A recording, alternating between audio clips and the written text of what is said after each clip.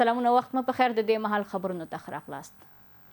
د علي لاریجاني له وژنې وروسته ایران د اسرایلو پر وړاندې یوه نوې کرښه او نښه رسم کړه او ادعا یې وکړه چې د تل اویو تیاره شپه یې د توغندیو په بېساري برید سره روښانه کړې ده. عراقچي وایي چې د اټومي وسلو نه کارول د ایران د نوي مشر له فتوا سره تړاو لري او اسلامي جمهوریت یو ځل بیا د سیمې هیوادونو د درنو توغندیو او پراخو ډرون بریدونو سره مخ کړل. د ایران د بهرنیو چارو وزیر ویل چې له دې وروسته په جګړه کې ټول هیوادونه په خپل ولکه کې اخلي او امریکا او اسرائیل د بشپړې بریا تر وخته پورې د اسلامي جمهوریت د بمبارۍ په اړه خبرې کوي. د نیالګیو او شنه کولو کمپاین د اتصالات مخابراتي شرکت لخوا د کابل ښاروالۍ سره په همغږۍ کې تنظیم شوی و. شرکت پلان لري چې د کابل په بیلابیلو برخو کې د زرغونتیا او طبیعت ته د پاملرنې په موخه 15,000 نیالګي کینوي. د کابل چارپاکو اوسیدونکو هم د داسې پروګرامونو په پلي کولو کې د نورو ادارو د همکارۍ غوښتنه کړې ده. د اتصالاتو مخابراتي شرکت د کابل ښاروالۍ له مسؤلینو سره په همغږۍ د نیالګیو کینولو کمپاین ترسره کړ. د دې شرکت مسؤلین وایي چې هڅه کوي د خلکو له راټول شوو عوایدو یوه برخه بیرته د ټولنې د ودې او ښېرازۍ لپاره ولګوي. د دې پروګرام له مخې ټاکل شوی چې 15,000 نیالګي د دولتي مسؤلینو په همغږۍ د هېواد په بېلابېلو سیمو کې کینول شي. نو د اتصالات مخابراتي شرکت سره د چې موږ یو تجارتي شرکت په دې هېواد کې تجارت کوو، په اصطلاح بزنس کوو او د تجارت ترڅنګ موږ ټول شرکتونه چې په تجارتونه چې په یو هېواد کې تجارت کوي د تجارت ترڅنګ هغوی یو ټولنیز مسؤلیت لري د خلکو په وړاندې چې باید هغه عواید چې دوی ترلاسه کوي یو مقدار د عوایدو بیرته په ټولنه کې مصرف کړي.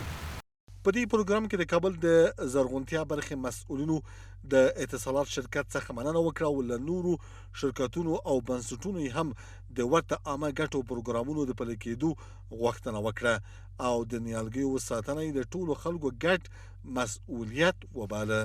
تاسې وګورئ هغه کوم نهالونه چې د هر شرکت د خوانه یا زموږ خپل د ښاروالۍ د خوانه ایښودل شوي دي، الحمدلله چې هغې منګه په هر وخت زمان کې د ریاست د سرسبزۍ ملګرو او زموږ د تنظیف ملګرو او د ښاروالۍ ملګرو د هغې څخه مواظبت همیشه د پاره کړی دی او د دې نه وروسته به یې انشاءالله چې کوي چې دا ونه صرف انسان ته خدمت ته نه د انسان ته نه ده. که یو ډاکټر علاج کوي خو صرف د انسان علاج به کوي. دغې ونې نه مرغان هم استفاده کوي، انسانان ترې هم استفاده کوي. دغې ونې نه مسافر هم استفاده کوي، دغې ونې نه حشرات هم استفاده کوي او دغه ونه دغه ټول اقلیم کې چې څوک ژوند کوي دا ټول ته استفاده کوي. یو شمېر د کابل اوسیدونکي هم له سوداګرو او نورو بنسټونو وغوښتل چې په ځانګړي ډول د ښار د لا زرغونتیا لپاره هر اړخیزه همکاري وکړي. تاجرای مخاص هم مثلا امروز شما بینین عملا شرکت اتصالات هر سال ما که میبینیم همیا چیز میکنن، نهال غرس میکنن تقریبا میلیون در حدود 10,000 15,000 نهال مثمر و غیر مثمر اینجا غرس میکنن. از تمام شرکت ها از تاجرای میخواستیم است که یک کار خاص همی کار بکنن که در این سه همکاری بکنن، به ریاست ښاروالۍ محترم مراجعه کنن که نهال ها غرس کنن. ټاکل شوی چې له ټولو 15,000 نیالګیو څخه 8,000 یې د کابل ښاروالۍ په همغږۍ په کابل ښار کې کینول شي، 15,000 نور به په بېلابېلو ولایتونو کې وویشل شي او پاتې 2,000 میوه لرونکي نیالګي د اتصالاتو شرکت کارکوونکو ته وویشل شي. د فبروري 28مه د ژورنالستانو ملي ورځ سره برابره ده. د اطلاعات او کلتور وزارت ویان حبیب غفران په دې غونډه کې وویل چې په تیر کال کې 50 نوي رسنیو جوازونه ترلاسه کړي دي او 40 خپل جوازونه نوي کړي دي. خو د افغانستان د آزادو خبریالانو اتحادیه وایي چې اقتصادي فشارونه په دې برخه کې د بشري سرچینو د پام وړ کمښت لامل شوي دي. په یو کال کې د رسنیو د کارمندانو شمیر کم شوی او 288 رسنیو همکارانو خپل دندې له لاسه ورکړي دي. هممهاله خبریالان له بېلابېلو ننګونو شکایت کوي او د دې ستونزو د حل غوښتنه کوي. د کپ 28مه د خبریالانو ملي ورځ سره برابره ده. دا ورځ په داسې حال کې په افغانستان کې رارسېږي چې ډېری خبریالان لا هم د خپلې دندې په برخه کې له شته ننګونو اندېښنه څرګندوي او له حکومت څخه د دې ستونزې د حل غوښتنه کوي. ځینې خبریالان د رسنیو او خبریالانو سره د همکارۍ په برخه کې د ځینو اغیزمنو ګامونو یادونه کوي، خو بیا هم د معلوماتو پر وخت نه لاسرسی له ستونزو شکایت لري. په همدې حال کې یو شمېر نور خبریالان د حکومت د ملاتړ هڅې ستایي او د دې بهیر د لا دوام غوښتنه کوي. خوشبختانه دسترسی به اطلاعات بهتر شده، ما با آن هم مشکلاتی وجود داره. یک شمار از نیازهای دولتی و موقع اطلاعات را به دسترس ما خبرنگاران قرار نمیده و امیدوارم که چنین نشست‌ها بیشتر برگزار شود تا به این مشکل به گونه درست اساسی توجه صورت بگیره و حل شود. هنوز هم برای که ما خبرنگارا بتانیم معلومات را بر اساس وقت بتانیم به مردم برسانیم، ای که معلوماتی که نیاز است، یک قسمت مشکلاتی است در بخشایی که نیازمندی است که حکومت، ریاست اطلاعات و فرهنگ و سخنگویایی که در بدخشان هستند در ریاست‌ها کار میکنند باید با خبرنگاران همکار باشند و موضوعی که در امو وقت برای خبرنگار کار است او را در اختیارشون قرار بده. هم مهاله د اطلاعات او فرهنګ وزارت ویان د دې ورځې په مناسبت وایي چې په تیرو یو کال کې 50 نوي رسنیو ته د فعالیت جواز ورکړل شوی او 40 نور رسنیو خپل جوازونه غځولي دي. هغه د رسنیو د رول پر اهمیت ټینګار کوي او زیاتوي چې یاد وزارت د رسنیو د وضعیت د ښه والي لپاره هڅې کوي. ټول ولس شاهدان وو چې د اطلاعات او کلتور وزارت د رسنیو سره په کامل همغږي سره وکولای شو چې د هیواد د امنیتي ځواکونو له سرښندنې نیولې بیا د پاکستان د پوځي رژیم د جنایتونو پورې د هیواد څخه نیولې تر ټولې نړۍ پورې ډېر یو واضح تصویر وړاندې کړ. اگر چې دښمن په لوړه کچه هڅه وکړه چې خپل جنایت توجیه کړي او په یو نوعه باندې دغه خپل جنایت پټ کړي، خو ټول ولس د مطمئن وي چې د هیواد د رسنیو له سترګو څخه به هیڅ جنایت پټ پاتې نشي ان شاء الله. له بلې خوا د افغانستان د آزادو ژورنالستانو اتحادیې رئیس حجت الله مجددي وایي چې اقتصادي فشارونه د رسنیو د کارکونکو په شمېر کې د پام وړ کمښت راوستی او په تېر یوه کال کې 288 د رسنیو کارکونکو خپلې دندې له لاسه ورکړې دي. نوموړي د رسنیو د دوام لپاره هدفمند، دوامدار او اغیزمن ملاتړ مهم بولي او د کاري فرصتونو پر ساتنې او د خبریالانو د مسلکي وړتیاو پر لوړولو ټینګار کوي. بر اساس یافته‌های اتحادیه با وجود تداوم فعالیت‌های رسانه‌ها، فشارهای اقتصادی منجر به کاهش قابل ملاحظه نیروی انسانی در این سکتور گردیده است، به گونه‌ای که شمار کارمندان رسانه‌ای طی یک سال از 5047 تن به 4819 تن کاهش یافته و در نتیجه 228 تن از همکاران رسانه‌ای وظایف خود را از دست داده اند.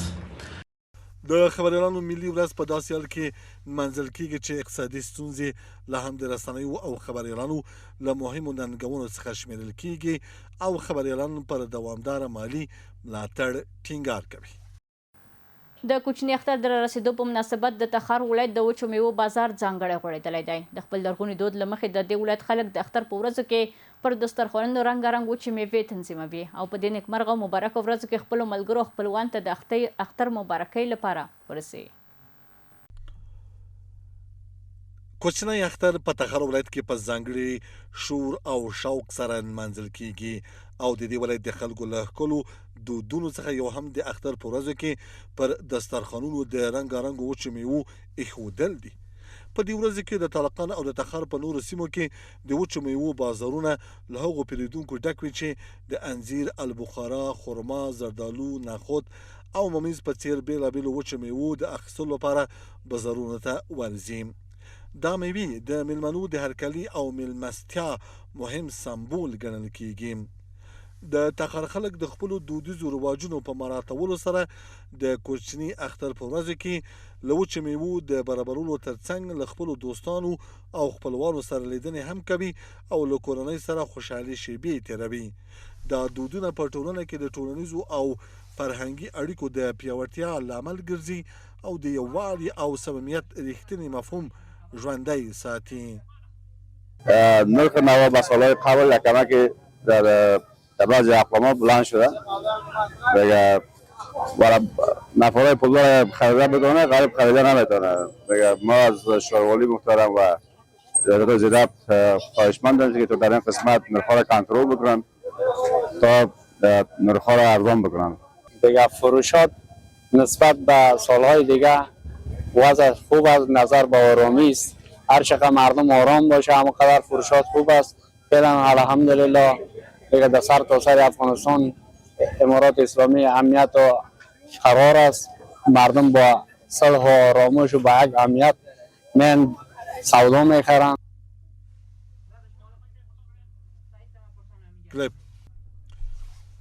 په دې منځ کې ډیری د وچو میوو پلورونکي د اختر له فرصت څخه په استفادې سره خپل توکي په ښه کیفیت او مناسب بیه وړاندې کوي.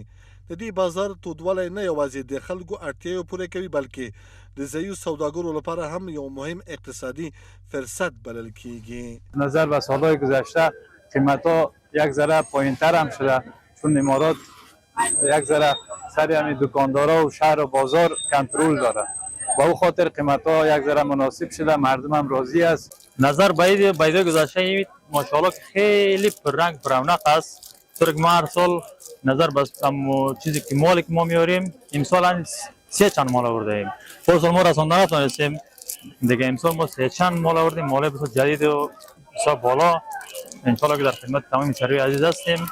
در ماه مبارک رمضان البته ما نرخنامه جدید توزیع کرده بودیم و 32 قلم مواد اولیه در او نرخنامه گنجانیده شده بود و ما همین نرخنامه را به کلانترها و یا اصنافشان توزیع کردیم که به صنف‌هایشان و توضیحات بتن و از چگونگی نرخی که ما تصنیف کردیم و یا به اصناف توزیع کردیم و را برشون گزارش بده و تطبیق بکنن. دیگه این نرخنامه در بازار شهر طالقان به شکل کلی تطبیق شده. انشالله در آینده ما کوشش تلاش و نیای خود میکنیم که باید به شکل خوبش تطبیق شود. د تخار ډیری خلک باور لري چې د اختر په ورځو کې پر دسترخوان د وچو میوو ایښودل سربیره پر دې چې د میلمستیا ښکلا زیاتوي د برکت او خوښۍ نښه هم ده چې له خپلو عزیزانو سره یې تجربه کوي. دا پخوانی دود لا هم د تخار د خلکو په زړونو کې ژوندی دی او هر کال په لا ډېر ښکلا سره نمانځل کیږي. زموږ د دې مهال خبرونه پر همدې ځای پای ته رسېږي. ښه وخت لرئ.